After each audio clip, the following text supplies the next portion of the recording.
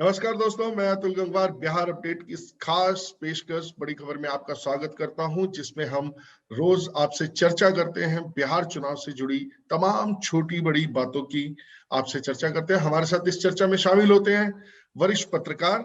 हमारे आज साथ हैं वरिष्ठ पत्रकार श्री रवि पाराशर जी। रवि जी, आपका स्वागत है। धन्यवाद अतुल जी। और हमारे साथ हैं SN द्विवेदी जी। द्विवेदी जी, आपका भी स्वागत है। धन्यवाद अतुल जी, बहुत बहुत धन्यवाद जी। पहले चरण का मतदान समाप्त हो चुका है और अब दूसरे चरण का चुनाव प्रचार भी समाप्त होने वाला है, क्योंकि अब दूसरे चरण का वोट डालने की तारीख नजदीक आ गई है। और वही तमाम राजनीतिक दल एक जो जिस तरीके से कमर कस कर खड़े हो गए हैं, एक दूसरे के खिलाफ तलवार बांध रहे हैं, उसको लेकर जो शब्द बाढ़ चल रहे हैं, द्विवेदी जी, उसको लेकर आपका क्या कहना है? अतुल जी। बिल्कुल ठीक है, 3 चरण में ये चुनाव है, तो 3 चरण में जैसे जैसे हम आगे बढ़ते जाएंगे, ये शब्दों के तीर और ज्यादा तेज होते जाएंगे। जैसा कि हम देख भी रहे हैं, जैसे प्रधानमंत्री ने पिछले दिनों जब वो पटना के दौरे पर थे, पटना थे, भागलपुर थे, तब उन्होंने सीधे सीधे जंगल राज का युवराज कह के 1 to 1 तीर चलाया था तेजस्वी के ऊपर। तो ये शब्दों के जो वाण हैं वो भी और तेज होंगे। इसके साथ ही साथ आप रोज देख रहे हैं, तेजस्वी ने नीतीश कुमार के ऊपर भ्रष्टाचार को लेकर भी हमला बोला है, उनके ऊपर घोटालों के आरोप फिर से लगाए हैं। तो इस शब्दों के बाण तो भी और तेज होंगे, इसमें कोई डाउट नहीं है। बाकी जो 3 तारीख को चुनाव है, 3 तारीख को जो भी मतदान होना है, इसमें करीब 17 जिलों की 94 सीटों के ऊपर मतदान होगा। और इसमें वो सीट भी शामिल है जहां से कि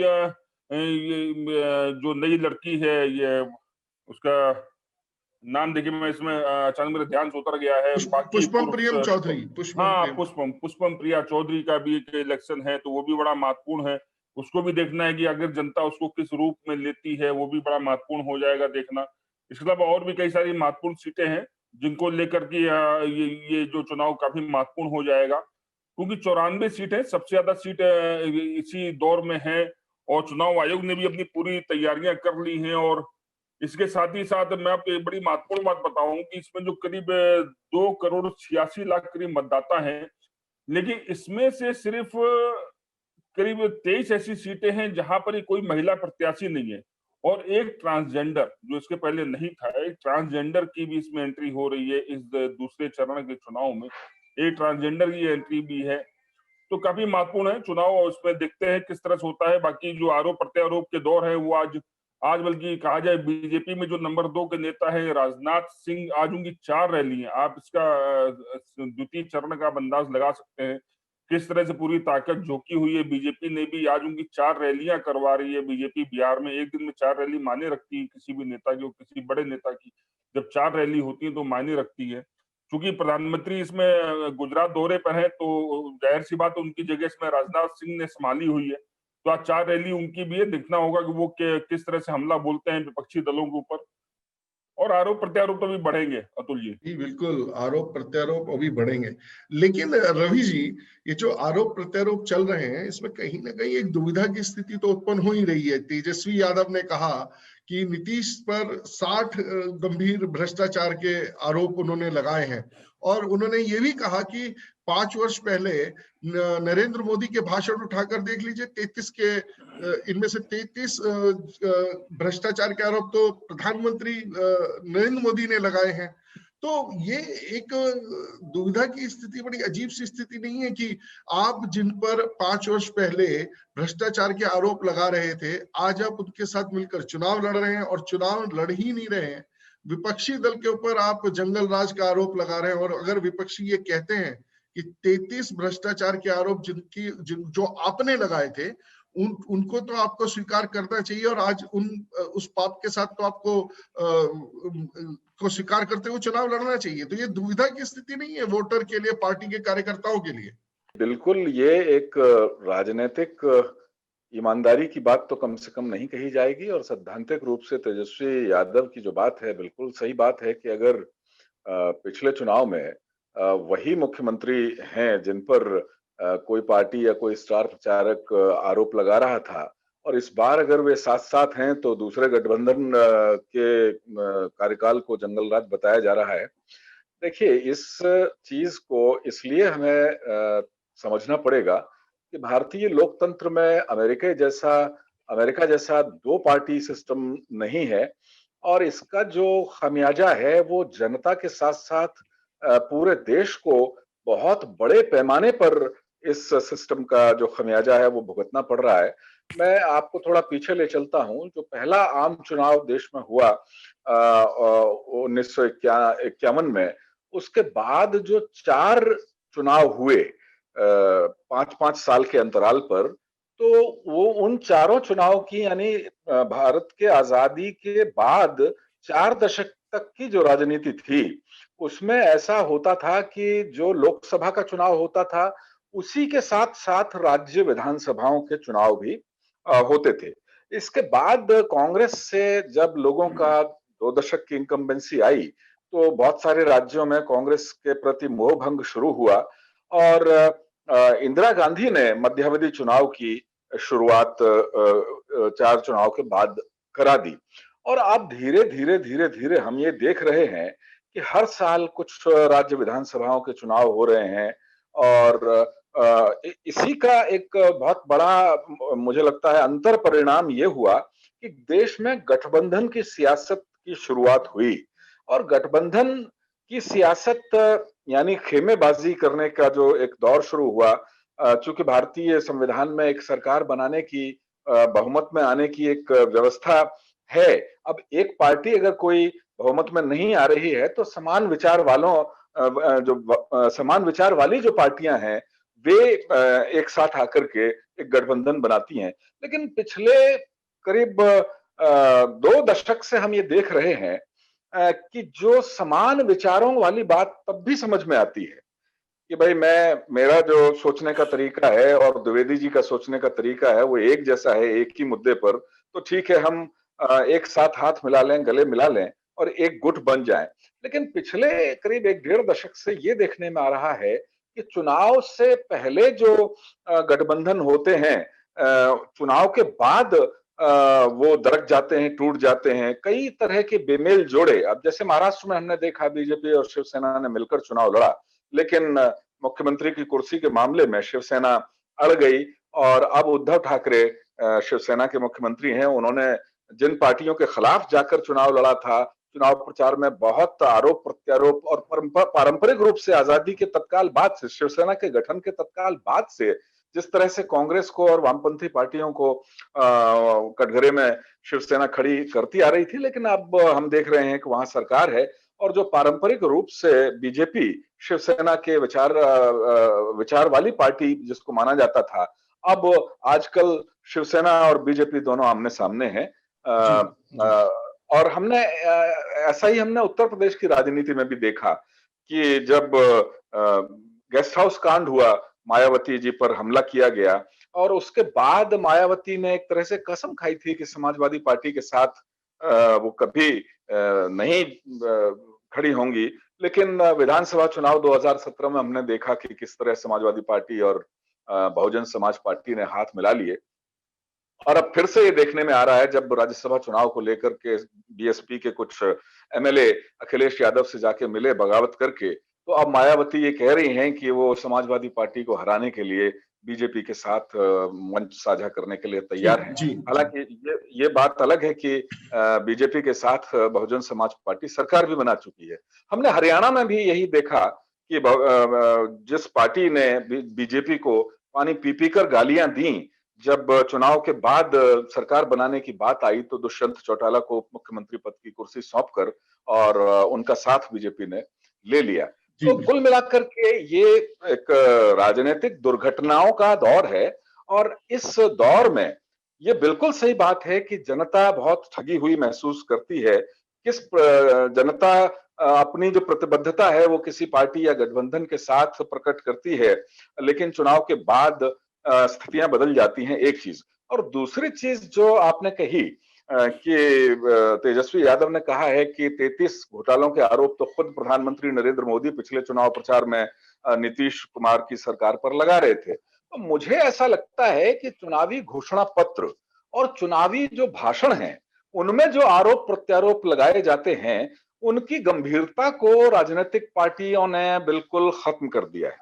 चाहे वो घोषणा पत्रों का मामला हो, बिना सोचे समझे बहुत सारे ऐसे वादे कर दिए जाते हैं जो 10-10 साल, 15-15 साल में पूरे नहीं हो पाते। और चुनावी भाषणों के दौरान बहुत सारी इस तरीके की बातें कह दी जाती हैं। जैसे बीजेपी पर तो आरोप लगता ही है कि लोकसभा चुनाव में उसने जो 2 करोड़ रोजगार, 15 लाख रुपए ब्लैक मनी, वो सब कहाँ गया? तो ये सिलसिला बंद होना चाहिए। मुझे लगता है कि अमेरिका में जिस तरह की प्रेसिडेंशियल डिबेट होती है, उस तरह की प्रेसिडेंशियल डिबेट्स की व्यवस्था हमें करनी चाहिए। एक चुनाव क्षेत्र के जितने उम्मीदवार हैं, उनमें से जो प्रमुख उम्मीदवार जी हैं, जी प्रमुख पार्टियां जो हैं, वो आमने सामने डिबेट करें, जनता के सामने एक अच्छी राय रखें। और मुझे ये भी लगता है अतुल जी, कि चुनावी भाषणों को भी जनता अब बहुत गंभीरता से नहीं लेती। तो ये कुल मिलाकर के लोकतांत्रिक जो पद्धति है, उसकी जड़ों को कहीं ना कहीं कमजोर कर रहा है। इसको चुनाव आयोग को भी इस तरह की जो बयानबाजी है, उसको बहुत गंभीरता से लेना जी चाहिए। जी और चुनाव सुधार की तरफ देश को अब मुझे लगता है कि मजबूती के साथ कदम बढ़ाने चाहिए। प्रधानमंत्री नरेंद्र मोदी ने एक विषय पर पिछले कार्यकाल में चर्चा शुरू की थी, एक देश एक चुनाव। क्योंकि हर साल चुनाव हो रहे हैं, तो देश का अरबों खरबों रुपया चुनाव कराने पर खामखा खर्च हो रहा है। श्रम दिवस बहुत बेकार हो रहे हैं। इसके अलावा जो 2 महीने, करीब 1.5-2 महीने की जो आचार संहिता लग जाती है चुनाव के समय, कोई विकास का काम नहीं हो सकता। और जो केंद्र के नेता हैं, वो राज्यों के दौरे करते रहते हैं। और जी तो ये सब चीजें मुझे लगता है कि बंद होनी चाहिए, और चुनाव सुधार पर एक गंभीर बहस देश में शुरू किए जाने का ये बहुत सही वक्त है। क्योंकि अब 70 साल पुराना, 7 दशक पुराना जी हमारा भारतीय लोकतंत्र हो गया है। और 70 साल की उम्र में एक अच्छी मैच्योर उम्र होती है।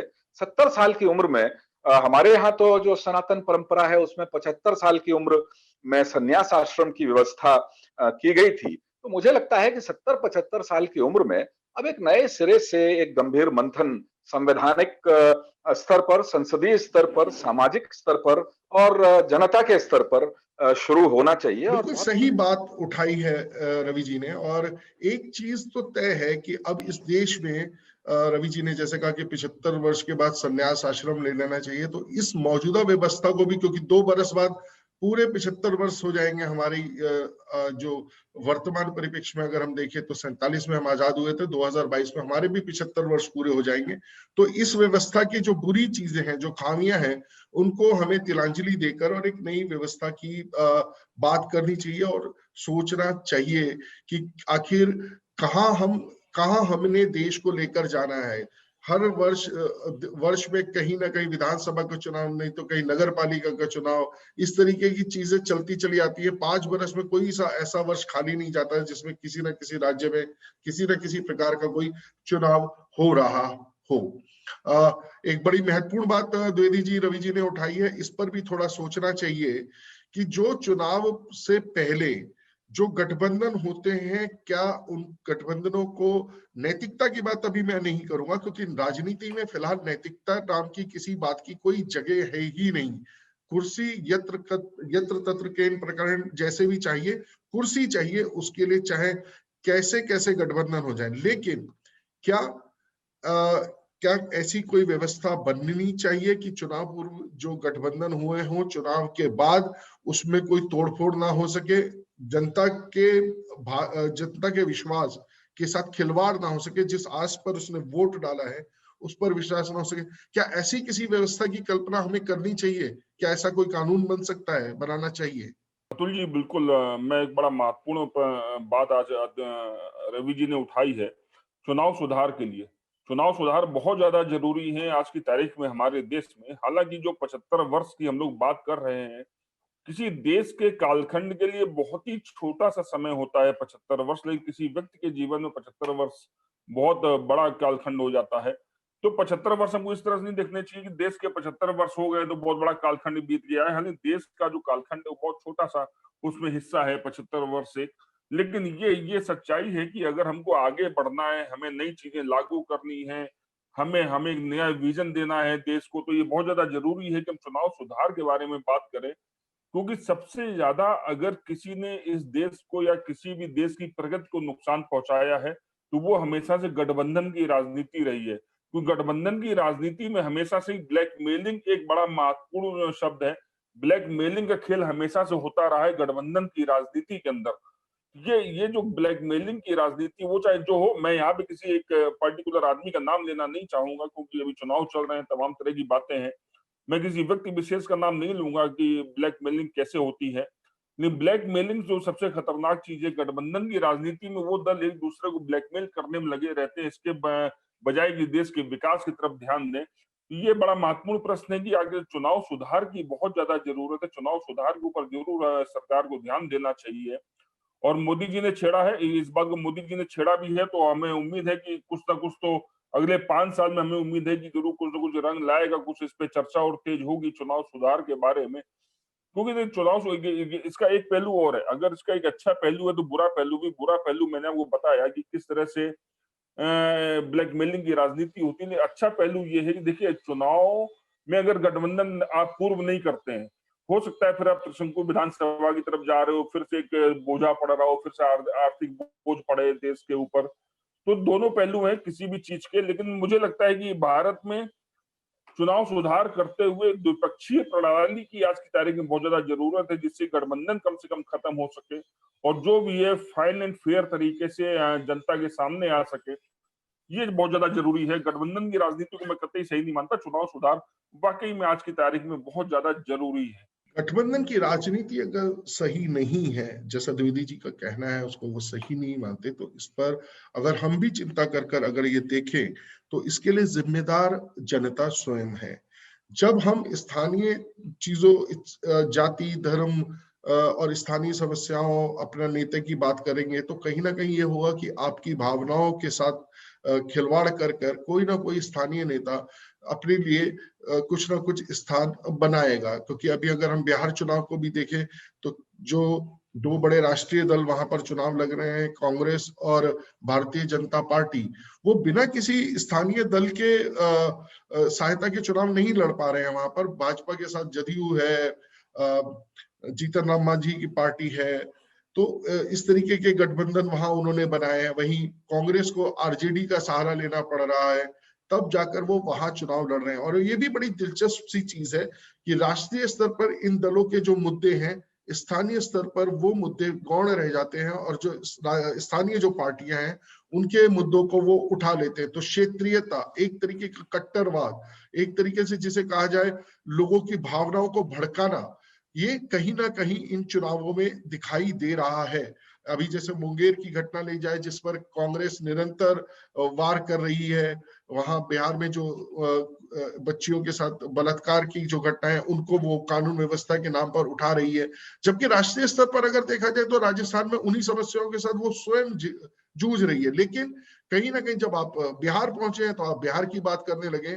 तो रवि जी, ऐसे में मतदाताओं का जागरूक होना, उनको अवेयर होना, और मेरा मानना यह है कि अब पहले ही जैसी स्थिति नहीं है कि उनको अपनी राय किसी एक मंच पर साझा करने की सहूलियत नहीं थी। आज थैंक्स टू सोशल मीडिया आप एक जनमत वहां खड़ा कर सकते हैं।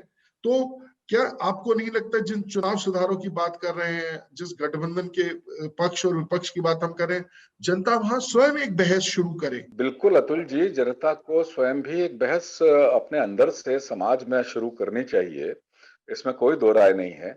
और एक जब चुनाव सुधार पर हम चर्चा कर ही रहे हैं तो मुझे लगता है कि अगर अनिवार्य वोटिंग का प्रावधान कानूनी तौर पर कर दिया जाए तो शायद कुछ स्थितियां और बदली हुई नजर आएंगी। अभी हम देखते हैं कि 50% के आसपास, जैसे पहले चरण में बिहार में मतदान हुआ, अब 50% जनता घर पे सो रही है, 50% वोटर जो है वो घर में सोए हुए हैं। और उन वोटरों के जो घर में सोए हुए हैं, उदासीन हैं, तटस्थ हैं, उन वोटरों की जो अगली पीढ़ियां हैं, जाहिर है कि लोकतांत्रिक मूल्यों के प्रति उनमें भी कोई सजगता वे पैदा करने का काम नहीं करते हैं। तो जब ये स्थिति है कि 50% पर ही सरकार बन जानी है, 50% वोटिंग पर ही विपक्ष तय हो जाना है, तो फिर ये असली लोकतंत्र का चेहरा मुझे लगता है नहीं है। दुनिया में अभी भी 35 देश ऐसे हैं जो जहां पे अनिवार्य वोटिंग का कानून है, और वहां पर ये व्यवस्था है कि भाई आपको जरूरी नहीं है कि वोट देना है, लेकिन बहुत सारे देशों में अलग अलग तरह के पनिशमेंट का, दंड का प्रावधान है। कुछ देशों में ये है कि अगर आप पोलिंग बूथ पर नहीं पहुंचते हैं तो जो सुविधाएं स्टेट दे रहा है आपको, राज्य की तरफ से जो सुविधाएं मिल रही हैं आपको, वो उनको कुछ समय तक के लिए रोक दिया जाएगा। कुछ देशों में ऐसा है कि अगर आप पोलिंग बूथ पर नहीं पहुंचते हैं, उपस्थिति दर्ज नहीं कराते हैं, वोट दें या न दें वो अलग मसला है, नोटा का प्रावधान कई देशों में है, तो वहां वोट तो बहुत एक मिनिमम सा 100 रुपए जैसा कुछ आर्थिक दंड की व्यवस्था है। तो इस तरह से एक सूची प्रकाशन भी किया जाता है जो लोग वोट नहीं देते हैं, सामाजिक तौर पर उनको। तो अगर ये अनिवार्य वोटिंग कर दी जाए, या कम से कम इस अनिवार्य वोटिंग के नियम पर एक बहस तो खड़ी की जाए। मुझे याद पड़ता है कि गुजरात में काफी वर्ष पहले ये प्रयास किया गया था, लेकिन उसके बाद फिर वो बहस आगे नहीं बढ़ी, और जो भारतीय चुनाव आयोग है उसके भी जो आयुक्त रहे, उनकी भी अलग अलग राय इस मसले पर रही।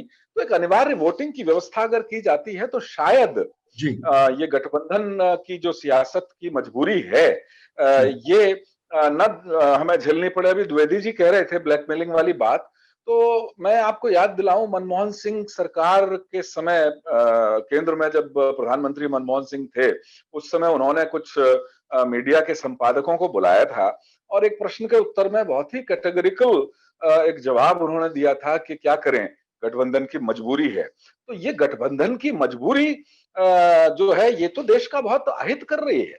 गठबंधन की मजबूरी, अगर एक प्रधानमंत्री जो सत्तासीन प्रधानमंत्री है उसके मुंह से अगर ये शब्द किसी प्रश्न के जवाब में निकलता है, तो जाहिर है कि ये गठबंधन की मजबूरी फिर हर जगह होती होगी, ये समझी जा सकती है, राज्यों में भी गठबंधन की मजबूरी होती होगी। और इस गठबंधन की मजबूरी की वजह से लोकतंत्र का जो मूल सिद्धांत है उसमें बड़े बड़े छेद होते जा रहे हैं।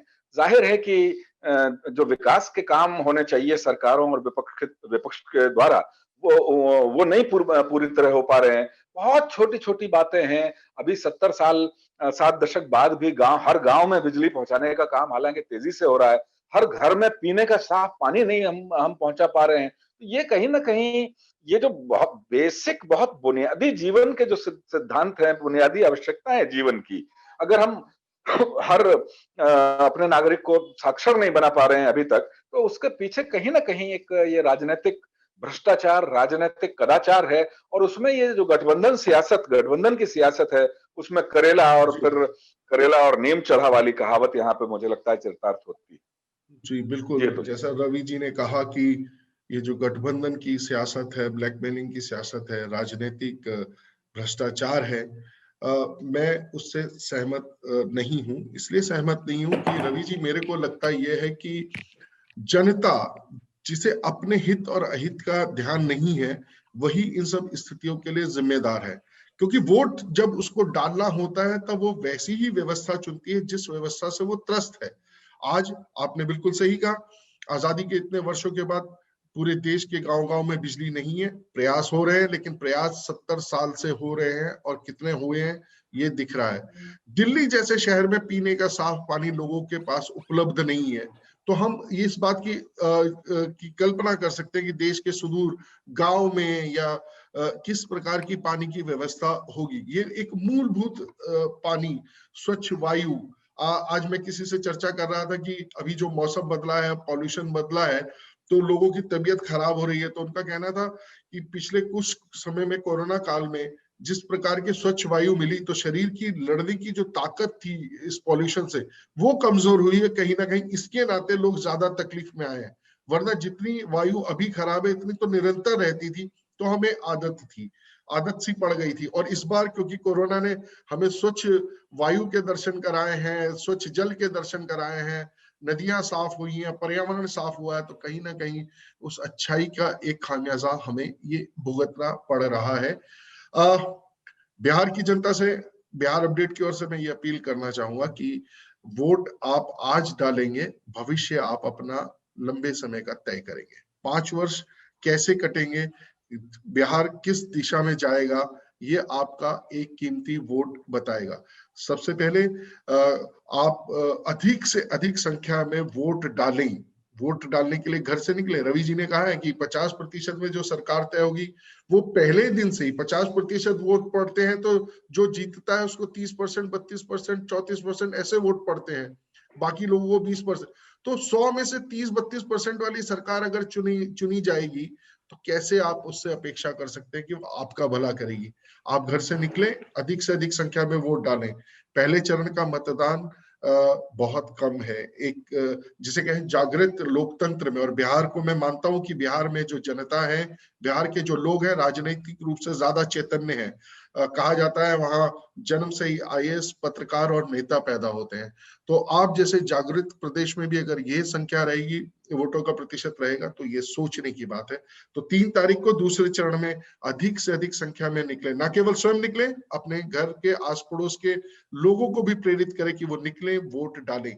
वोट किसी को भी डालिए, सोच समझ कर डालिए। नोटा का उपयोग करना है वो कीजिए, आप अपने अधिकार का प्रयोग अवश्य करें। बिहार अपडेट में आज की चर्चा में बस इतना ही।